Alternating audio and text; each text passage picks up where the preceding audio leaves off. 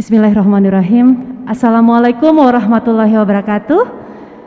Teman-teman media apa kabar? Baik, ada yang dari Jakarta? Ada? Oke, teman-teman yang dari Bandung, Jawa Barat ada di sini? Baik. Di luar Jawa Barat, di luar Jakarta ada juga? Enggak ya?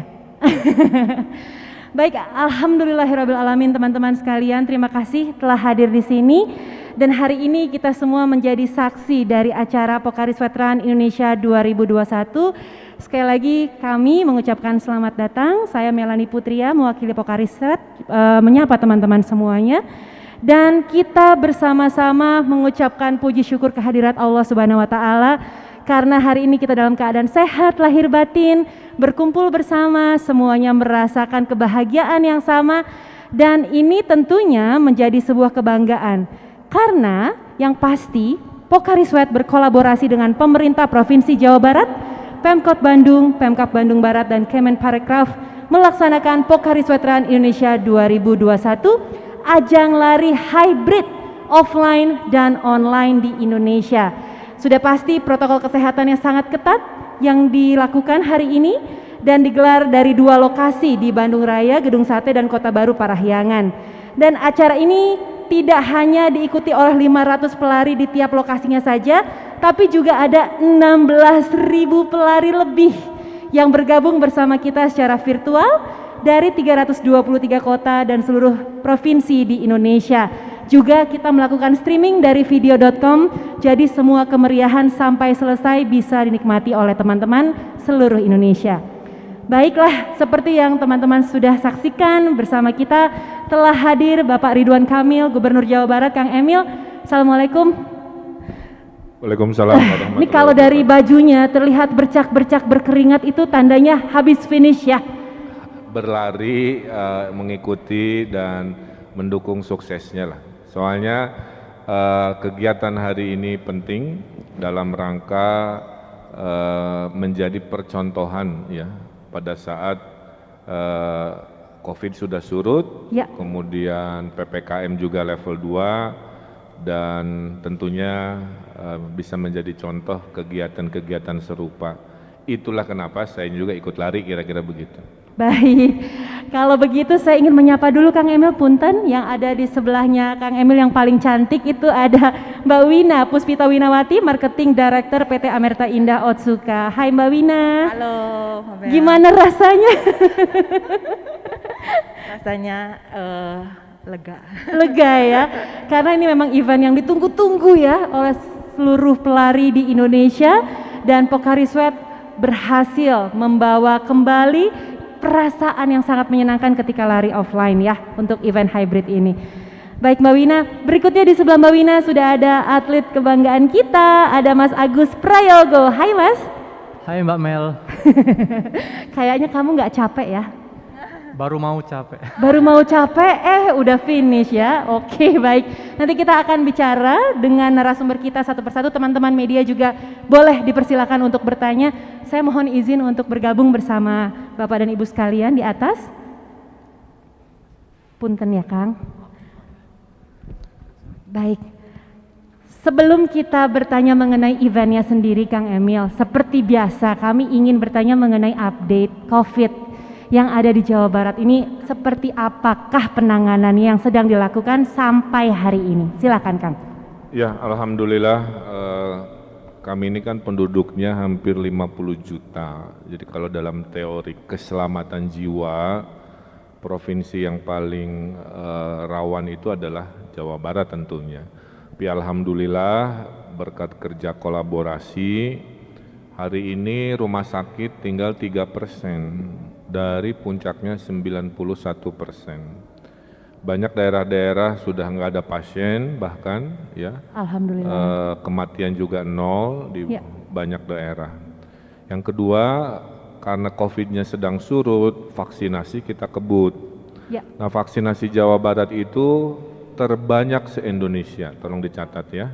Dari sisi dosis, jumlahnya sudah lebih dari 30 juta dosis disuntikan, terdiri dari 20 jutaan dosis 1 dan 10 jutaan dosis 2. Jadi kalau pakai jumlah dosis kita tertinggi. Tapi kalau pakai persentase karena jumlah penduduk Jawa Barat ini 50 juta, tentu butuh waktu lah ya. Indonesia juga kalau ngukur vaksin nggak pernah pakai persentase. Selalu bilangnya jumlah dosis, ranking 6, ranking 7.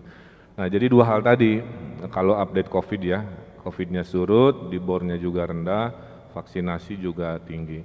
Kita ini tertinggi harian juga, Mbak Mel, ada 400 ribuan vaksin per hari yang kami laksanakan di 27 daerah. Nah, PPKM itu sebenarnya rata-rata sudah level 2, level 1, tapi karena ada indikator vaksin ini dimasukkan, maka banyak yang bergeser.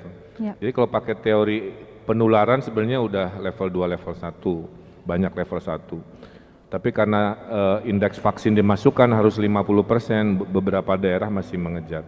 Kira-kira begitu. Jadi makanya kita harus perlahan-lahan menyelenggarakan lagi kegiatan-kegiatan yang dibutuhkan masyarakat.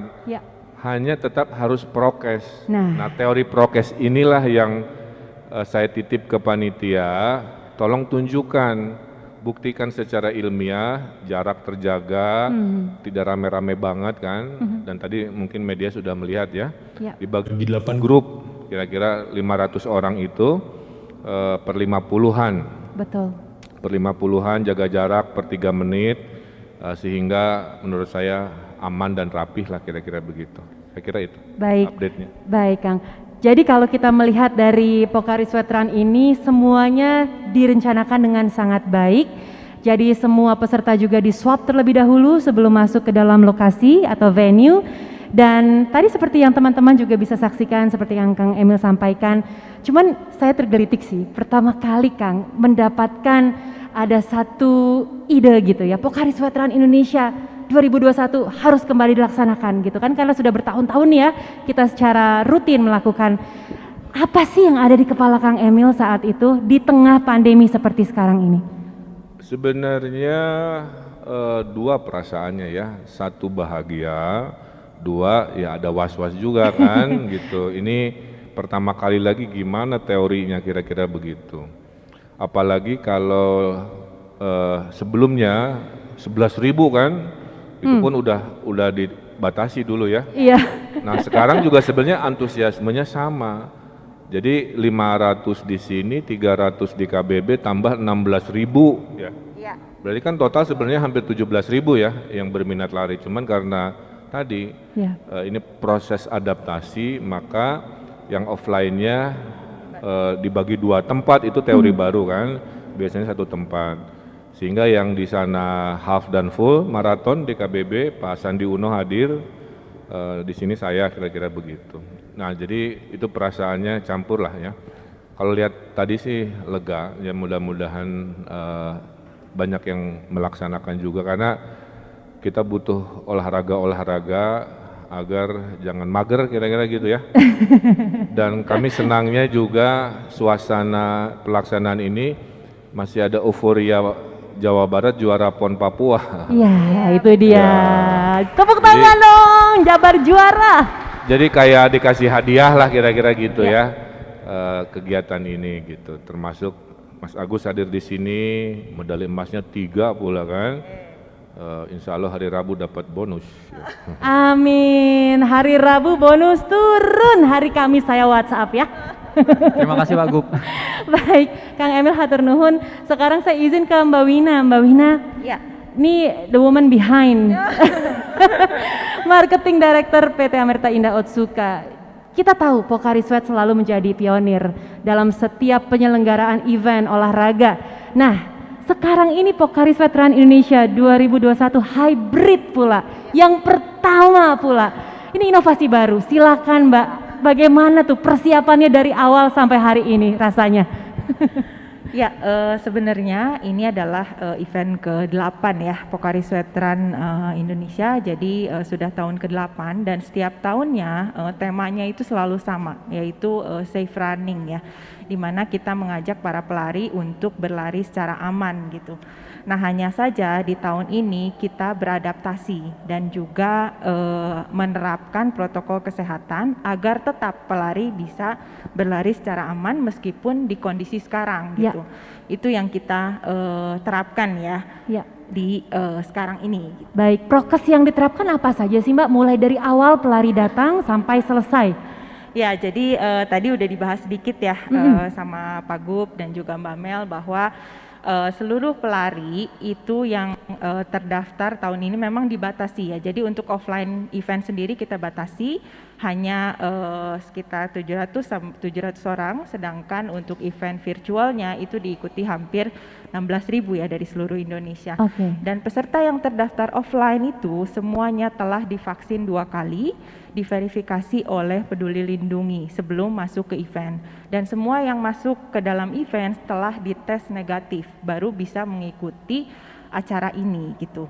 Sewaktu mereka start berlari, tadi Pak Gub juga sampaikan, larinya tidak seperti dulu bahwa itu lari secara bersamaan, tapi kita bagi per kelompok. Satu kelompok sekitar 50 orang dan di antara kelompoknya kita bagi dengan waktu ya, sekitar 3 menit gitu.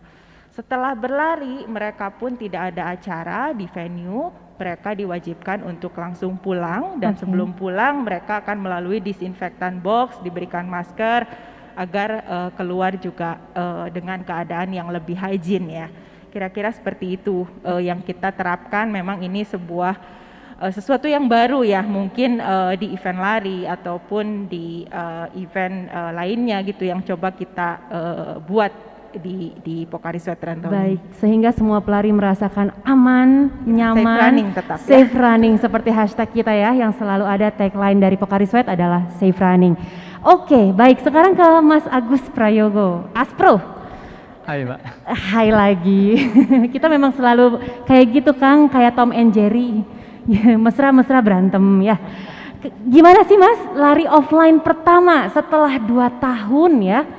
2 tahun kita tidak bisa lari offline, hari ini apa rasanya?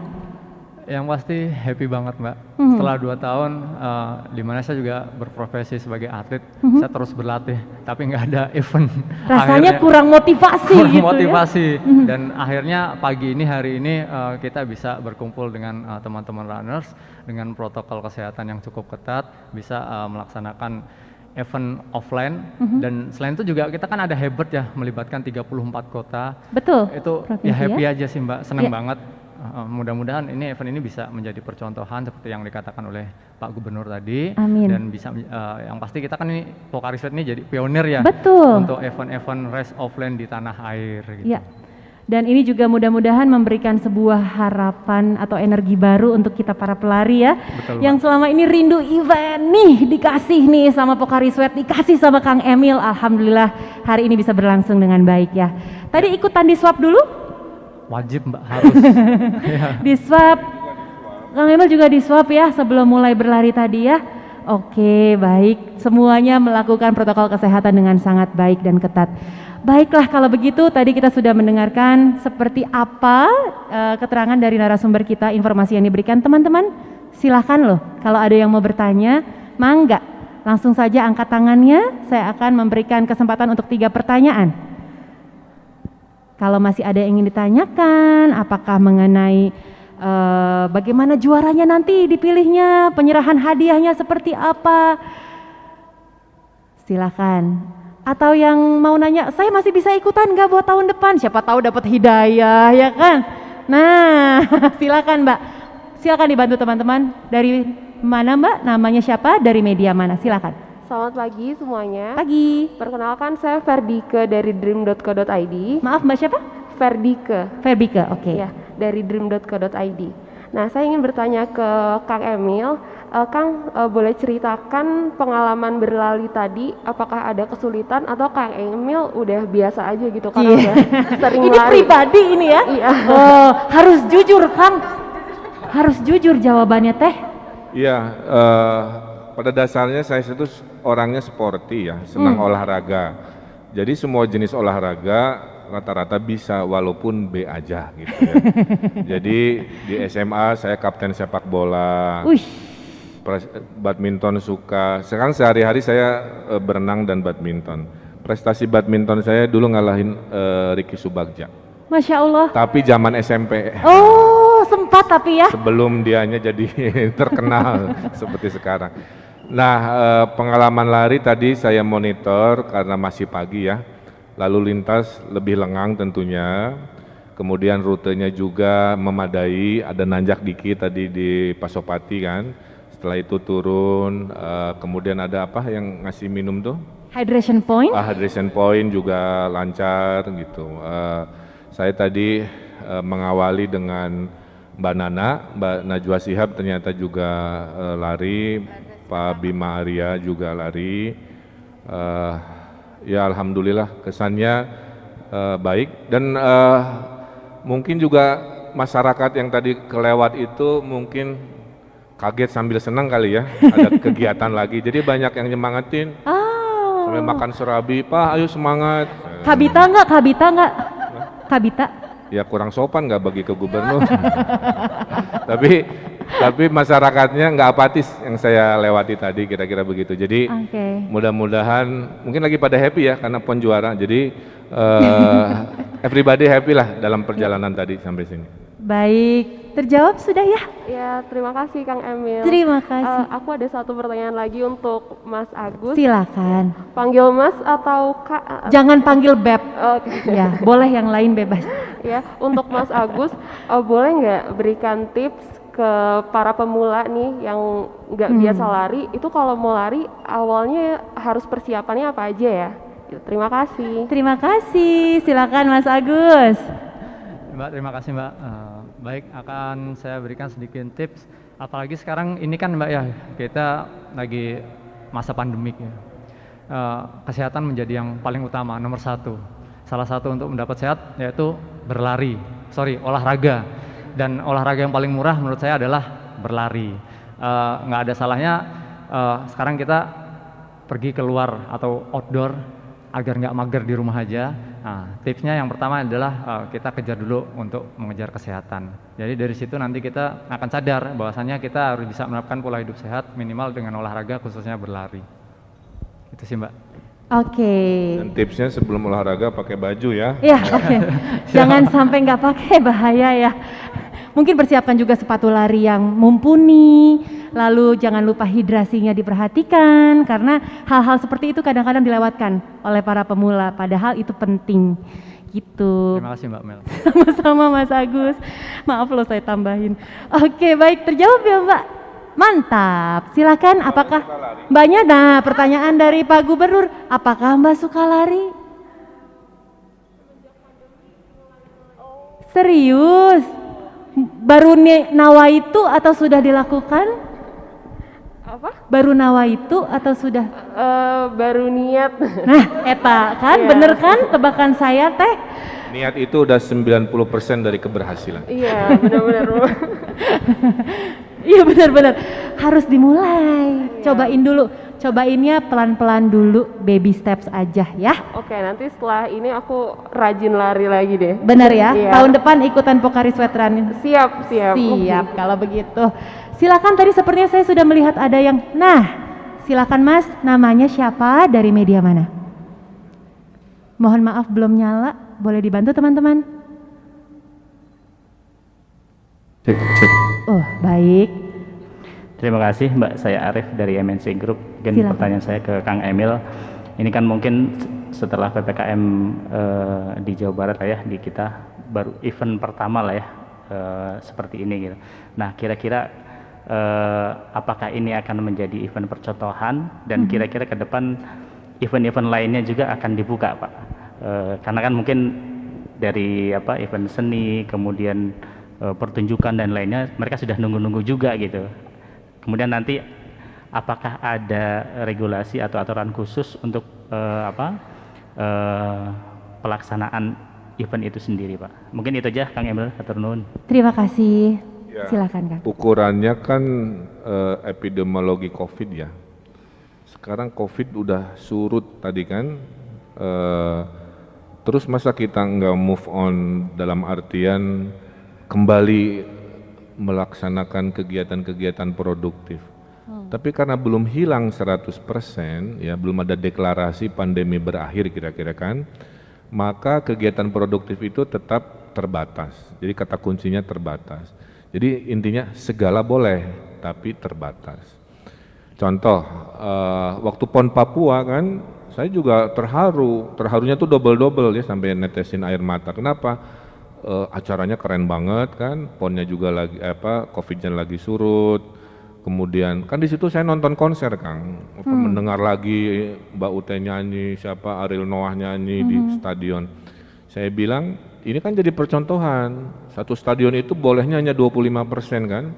Semua yang ke sana vaksin harus 2 kali sama. Masuk ke sana harus tes antigen juga. Jadi ibaratnya semua manusia yang ngumpul di venue itu sudah memenuhi syarat ya melalui sekarang pakai aplikasi Peduli Lindungi. Nah, kalau metode itu dipenuhi ya, mau konser mau apa, kuncinya tadi ya terbatas dan prokes, saya kira segala urusan udah memungkinkan. Makanya ini pertaruhan ya, sehingga tolong diberitakan bahwa ini contoh ya, datangnya saja sudah diprokes, pulangnya pun didisinfeksi dulu ya, ibaratnya lah supaya datang tadi jemput, pulang tadi antar itu betul-betul bersih kira-kira begitu. Nah kesimpulannya itu Kang, bahkan PSSI pun kan sekarang sedang persiapan Liga 1 itu hadir penonton. Nah mudah-mudahan itu poinnya, yang datang ke stadion sama juga udah divaksin 2 kali belum? Tes antigen dulu bagian dari tiket misalkan ya, antigen kan nggak mahal lah ya. Nah kalau terus masuknya pakai apa supaya nggak dibohongin, pakai Peduli Lindungi kan, sehingga ketahuan kayak kita ke mall. Nah pola hidup itu akan jadi rutin kepada setiap destinasi, kepada setiap event. Kalau itu terjadi, ya itulah hidup baru kita, ya. Produktif semua boleh, tapi kita yakin keamanan kesehatannya terjaga. Jadi Jawa Barat itulah kenapa memang ada dinamika ya terkait acara ini dari sisi apakah prokesnya mantap atau gimana. Saya lihat bagus sekali. Mudah-mudahan tadi diberitakan supaya yang lain mengikuti. Baik. Terjawab ya Mas ya, dari seluruh sektor ya, pastinya akan menjadi sebuah harapan baru, optimisme untuk bisa bangkit. Ada lagi? Oh enggak, tadi bukan. Baik, jangan. Baik Kang, terima kasih. Dan sekarang mungkin saya ingin minta closing statement juga, pesan untuk teman-teman semua, mulai dari Mas Agus Prayogo, mangga untuk teman-teman pelari, apakah ada pesan-pesan dengan adanya event ini, bagaimana Mas Agus?